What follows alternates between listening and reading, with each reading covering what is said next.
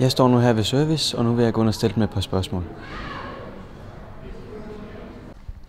Jeg står her med Theis i service. Theis, hvad laver I service? Vi rengør skolen og lærer om arbejdsmetoder og lægger tøj sammen og dækker bord til store arrangementer. Ja.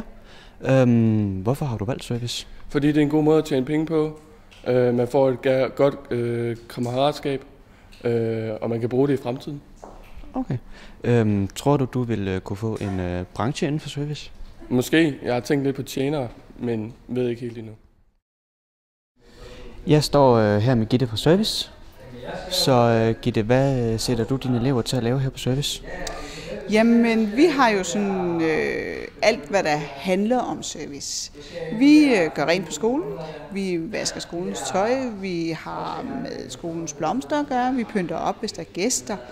Vi hjælper med alt, hvad vi kan. Vi folder nogle servietter, vi pynter op til jul,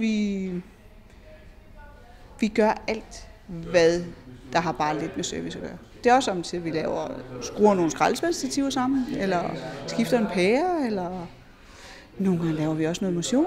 Det er sådan alt, hvad vi kan komme i tanke om, vi synes er sjovt inden for service. Ja. Hvad er din baggrund inden for service?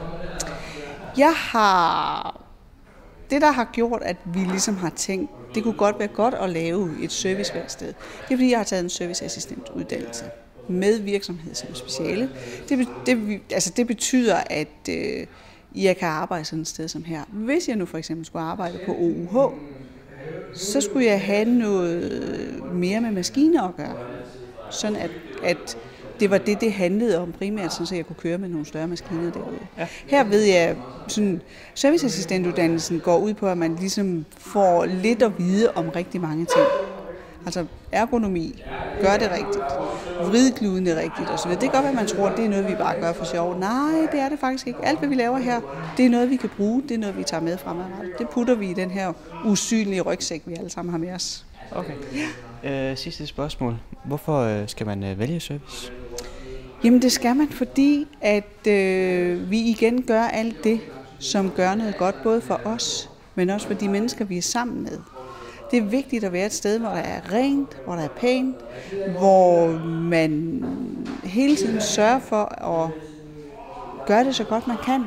Altså, det vi arbejder med, det er jo sådan en fremtoning udad til, hvad vi er pæne i tøjet, vi gør os umage, vi er hjælpsomme. Alle de ting, det er derfor, det er godt at vælge servicebranchen.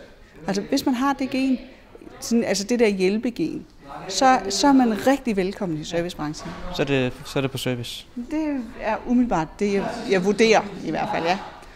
Og vi hygger os også på service. Vi er nogle af de få, der har tid til hygge, hvor det er helt legalt. Så ja. Det er jo noget af det, som det synes vi også er godt. Altså, vi har også nogle af de værksteder, eller et af de værksteder, hvor man ligesom har tid til at tænke sig om, inden man går videre til næste opgave. Fordi vi favner så bredt, så hvad er næste opgave? Nå ja, det skal jeg lige tænke mig om, hvad er det nu, jeg skal nu? Og det er helt legalt, det må man gerne. Ja. Det var det. Tak skal du have. Selv tak.